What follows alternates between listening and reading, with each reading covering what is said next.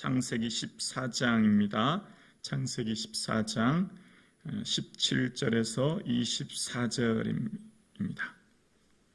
창세기 14장 17절에서 24절까지입니다. 우리 조금 길지만 천천히 살아계신 하나님 말씀을 합독하시겠습니다. 함께요. 아브라함이 그둘라오멜과 그와 함께한 왕들을 쳐 부수고 돌아올 때에 소돔 왕이 샤워 골짜기 곧 왕의 골짜기로 나와 그를 영접하고 살렘 왕 멜기세덱이 떡과 포도주를 가지고 나왔으니 그는 지극히 높으신 하나님의 제사장이었더라. 그가 아브라함에게 축복하여 이르되 천지의 주제이시오 지극히 높으신 하나님이여 아브라함에게 복을 주옵소서. 너희 대적을 내 손에 붙이신 지극히 높으신 하나님을 찬송할지로다 하매 아브라함이 그 얻은 것에서 10분의 1을 멜기세덱에게 주었더라. 소돔 왕이 아브라함에게 이르되 사람은 내게 보내고 물품은 내가 가지라.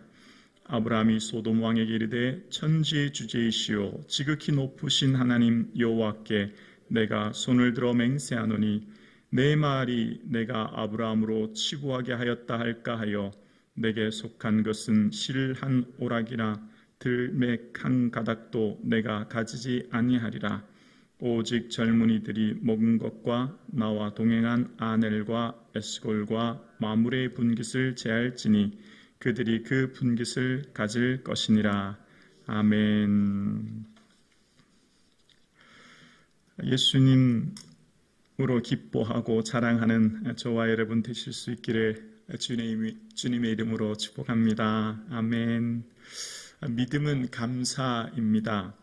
내가 무엇을 했다라고 할 때 우리는 교만해질 수 있고 그 안에는 내 의가 있기 때문에 우리의 삶 가운데 내가 무엇을 했다라고 하는 것에서는 감사가 있을 수 없죠. 그러나 어떤 일을 이루었을 때 하나님의 은혜를 고백할 때 그 마음에는 겸손이 들어있고 그 중심에는 감사를 고백할 수 있죠.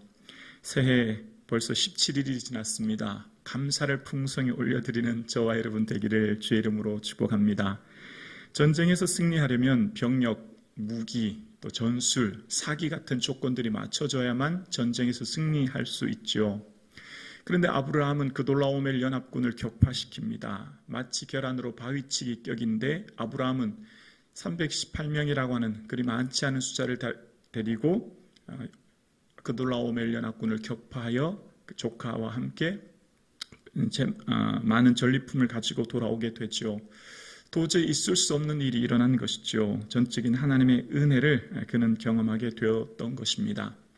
그럴 때 아브라함을 마중 나온 두 왕이 있습니다. 바로 소돔 왕과 살렘 왕입니다. 18절에 이하에 보면 살렘 왕은 지극히 높으신 하나님의 제사장이라고 이야기합니다. 살렘이라고 하는 것은 예루살렘의 줄임이고 멜기세덱이라는 말은 나의 왕은 의롭다라는 뜻인데요. 그는 떡과 포도주를 가지고 아브라함을 축복하는 모습을 보게 되어집니다. 멜기세덱은 오실 예수 그리스도를 보여주는 예표하는 인물입니다. 왜냐하면 히브리서 7장 3절에 보면 아버지도 없고 어머니도 없고 족보도 없고 시작한 날도 없고 생명의 끝도 없어 하나님의 아들과 닮아서 항상 제사장으로 있느니라 라고 기록하고 있습니다. 멜기세덱은 오실 예수 그리스도로서 보여주는 인물로서 이제 아브라함을 축복하는 것을 보게 되어집니다. 믿음으로 살 때 기근을 만날 수 있습니다.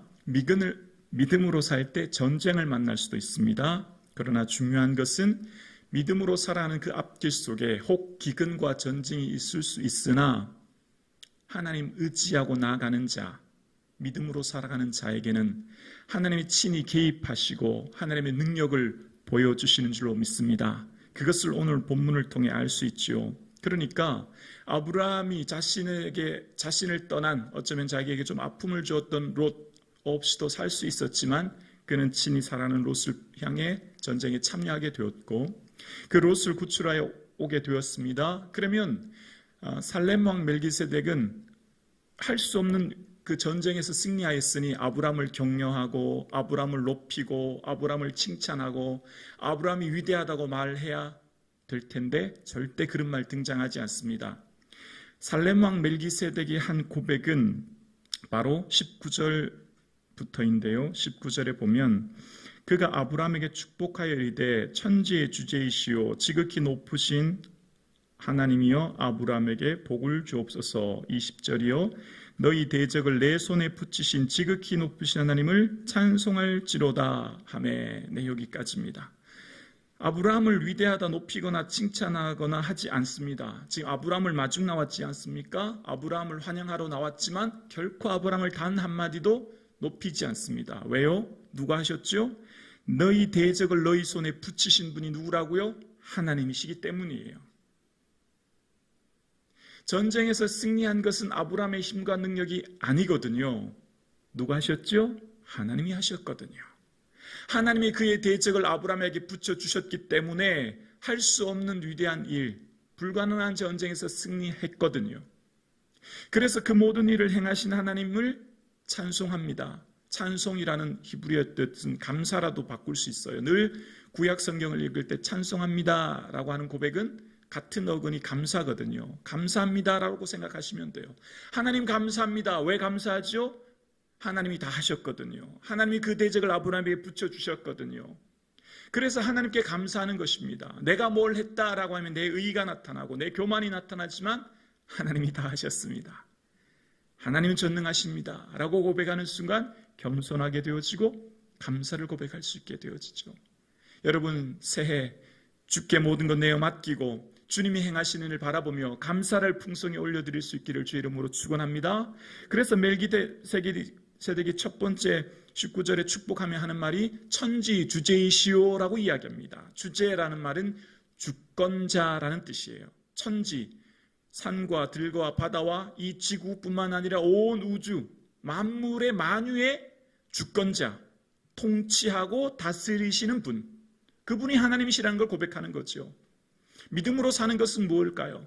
믿음의 삶의 앞길에 기근이 있을 수 있고 전쟁이 있을 수 있지만 천지의 주권자인 하나님을 바라보고 하나님만 의지하고 내가 하는 일이 하나님 기뻐하는 일일까?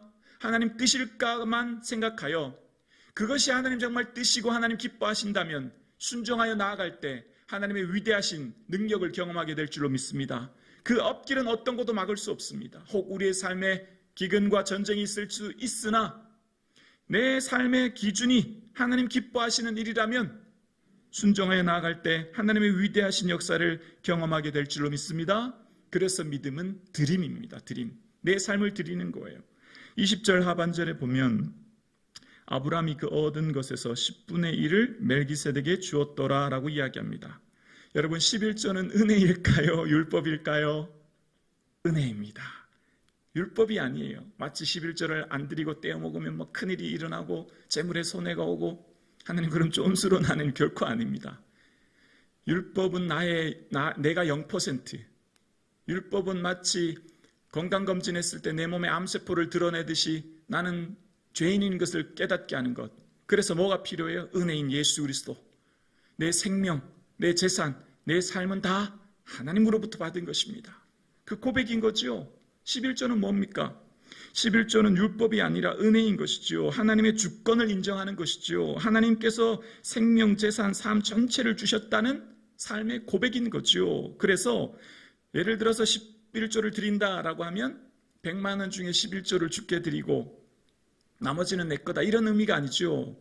히브리 개념, 구약의 첫 1이라고 하는 개념은 첫 번째 10% 그런 개념이 아니에요. 뭐죠?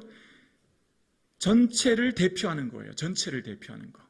맏아들을 드린다라고 하는 것은 내 전체 재산과 생명, 자녀들이 다 주의 것이라는 대표하는 것을 말하는 거예요. 그러니까 10분의 1을 드린다고 하는 것은 내 전체가 주의 것이고 내 삶과 생명 모든 것이 주의 것입니다. 그럼 10분의 9도 하나님의 뜻을 따라 살겠죠. 하나님의 뜻을 따라 사용하겠죠. 전체가 주의 것이니까. 그러니까 10분의 1은 하나님 거, 10분의 9는 내 거니까 내 뜻대로 내 마음대로가 아니라는 거죠. 그러니까 11조를 드린다고 하는 것은 물질에 더 이상 지배당하지 않겠습니다.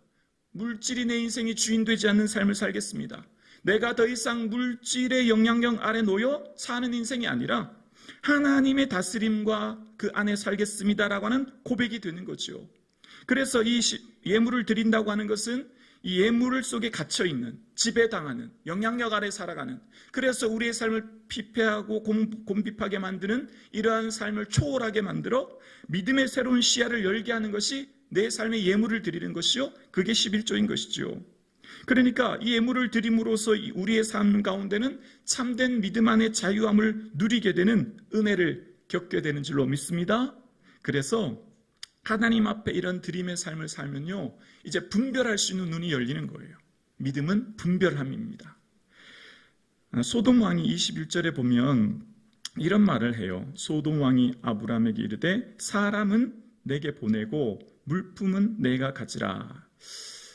이 말을 한글로 읽으면 소돔 왕이 굉장히 인자하고 덕이 많고 사랑스러운 것처럼 보여요. 한글로만 읽으면. 왜냐하면 전리품 너 다 하고 거기 포로 잡혀온 사람 놔줘, 이런 의미니까 야, 소돔 왕은 참 덕이 많구나, 그렇게 느껴지는데, 이걸 히브리어로 읽으면 히브리어 원어에는 이런 의미예요. 히브리어 원어의 서술은 이렇습니다. 주라 내게 사람은 물품은 가져라 네가. 딱 6 단어가 나와요. 주라, 제일 먼저 등장하는 단어가 주라는 거예요. 주라 내게 사람은 물품은 가져라 네가. 첫 단어가요, 아브라함 감사합니다. 당신 때문에 패망한 나라가 다시 일으킴 받아서 백성들이 살게 되었습니다. 감사의 고백 등장하지 않습니다. 아브라함에게 고맙다는 말 하지 않아요. 첫 번째 단어가 히브리어에 보면 주라는 거예요. 주라, 내게 달라는 거예요. 그러니까 아브라함에게 감사하고 아브라함에게 격려하는 것보다 아브라함에게 물질을 가져감으로 자신의 빚을 다 갚았다고 생각하는 태도로서 아브라함의 순수한 의도를 마치 왜곡하는 것처럼, 아브라함의 진실한 동기를 잘 이해하지 못하고 자신의 이기적인 마음만 보여주는 소돔 왕의 모습을 발견하게 되어요. 그러니까 원어상 읽으면 이 본문이 굉장히 불쾌하게 느껴지는 거죠. 믿음은 분별함입니다. 받아야 될 것과 받지 않아야 될 것, 해야 될 것과 하지 않아야 될 것, 가야 될 것과 가지 않아야 될 것을 분별하는 눈이 믿음인데, 더 구체적으로 말하면 믿음은 거절입니다. 거절. 자, 왜 믿음이 거절인지 볼까요? 23절을 보면 알 수 있어요. 23절 보면 함께 고백합니다. 내 말이 내가 아브라함으로 치부하게 하였다 할까 하여 내게 속한 것은 실 한 오락이나 들매 끈 한 가닥도 내가 가지지 아니하리라. 자, 이게 세번역으로 읽으면 이렇습니다. 그대 것은 실 오락이 하나나 신발끈 하나도 가지지 않겠습니다. 그러므로 그대는 그대 덕분에 아브라함이 부자가 되었다고 절대 말할 수 없을 것입니다. 이런 의미예요. 무슨 말이죠? 나는 당신이 주는 거 신발끈 하나도 실 오락에도 받지 않는다. 왜냐하면 당신이 내게 그거 줬다고 해서 당신 덕분에 내가 부자가 되었다고 당신이 이야기하고 다니고 당신이 얘기하는 것 나 원치 않는다. 왜요? 하나님이 하셨거든요. 하나님 주셨거든요. 결코 당신 소돔 왕이 내게 전리품 줘서 내가 부자가 된 게 아니라 하나님이 전쟁에서 승리하게 하셨고 하나님이 재물을 주셨고 하나님이 생명 주셨는데 당신 덕분이 아니라는 거죠. 믿음은 분별함인데요, 더 구체적으로 말하면 거절함입니다. 받아야 될 것, 받지 않아야 될 것, 해야 될 것과 하지 않아야 될 것, 가야 될 것과 가지 않아야 될 것, 말해야 될 것, 말하지 않아야 될 것, 분별함인데 그 구체적인 내용은 거절이죠. 물질은 주는 사람의 지배와 영향력 안에 놓이는 특성이 있습니다. 물질을 받으면 그 사람에게 영향을 받을 수밖에 없는 특성이 물질에게는, 재물에게는 있거든요. 그러니까 지금 아브라함의 삶의 모습은, 믿음은 구체적으로 뭘 분별하죠? 거절함으로 분별하는 것입니다. 왜냐하면 내 그거 예물 받음으로 혹 하나님께 영광 돌리고 하나님이 하셨습니다라고 하지 않고 소돔 왕이 줬다, 소돔 왕에게 영광이 돌릴까 봐 거절하는 거죠. 사랑하는 성도님, 믿음은 거절입니다. 이 땅을 살아가는 성도의 삶, 믿음으로 사는 삶은 거절입니다. 그 거절은 우리 앞에 배고파야 하고 눈물 흘려야 하고 고난이 오고 수모도 올 수도 있습니다. 힘든 일이 있을 수도 있어요. 그러나 믿음으로 인하여 거절함으로 살아가는 우리에게는 하나님의 은혜를 발견하는데요, 그 은혜가 바로 히브리서 11장 24절로 26절에 주실 은혜를 이렇게 이야기합니다. 믿음으로 모세는 장성하여 바로의 공주의 아들이라 칭함받기를 거절하고 도리어 하나님의 백성과 함께 고난받기를 잠시 죄악의 낙을 누리는 것보다 더 좋아하고 그리스도를 위하여 받는 수모를 애굽의 모든 보화보다 더 큰 재물로 여겼으니 그 이유는요, 이는 상 주시는 이를 바라봄이라. 아멘. 믿음으로 살아가는 삶은 거절입니다. 거절에는 고난과 수모가 동반될 수도 있습니다. 그러나 그렇게 거절할 수 있는 힘은 어디에서 나올까요? 이 땅에서 살아가는 잠시 죄악의 즐거움, 이 땅에서 살아가는 잠시의 기쁨보다 더 큰 재물, 더 큰 보화, 더 큰 상급, 더 큰 은혜를 바라볼 때 거절할 수 있고 믿음으로 살아갈 수 있다는 것입니다. 그래서 그러한 삶을 살아가는 자에게, 그러한 삶을 살아가는 그 걸음 속에 상 주시는 하나님 바라볼 때 우리에게 놀라운 영광이 펼쳐지게 될 줄로 믿습니다. 믿음의 사람에게는 두 가지 분명한 믿음이 있어야 합니다. 첫 번째, 하나님께 나아가는 자는 반드시 그가 계신 것과 첫 번째는 하나님이 계시다는 거예요. 오늘 이 자리에 하나님 함께 하시는 줄로 믿습니다. 하나님은 천지를 창조하신 만유의 주관자 되신 줄로 믿습니다. 하나님 계시죠. 또한 그가 자기를 찾는 자들에게 상 주시는 이심을 믿어야 할지니라. 여기서 상주다라고 하는 원어의 뜻은 품삯을 지불하는 자라는 뜻이에요. 품삯을 지불하는 자.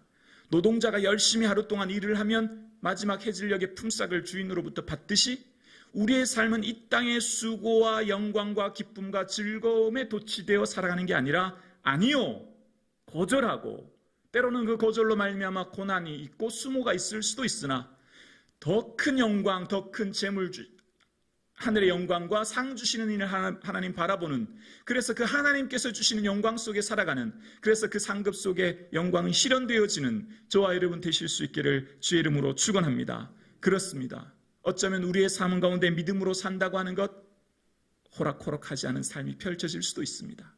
믿음으로 삶에 기근과 전쟁이 있을 수도 있습니다. 믿음으로 사는 삶의 거절은 우리의 삶을 힘들게 할 수도 있습니다. 그러나 우리는 상 주실 하나님 바라보고 하나님께서 주실 그 영광 바라보고 살아가는 믿음의 귀한 성도님들 되어질 수 있기를 주의 이름으로 축원합니다.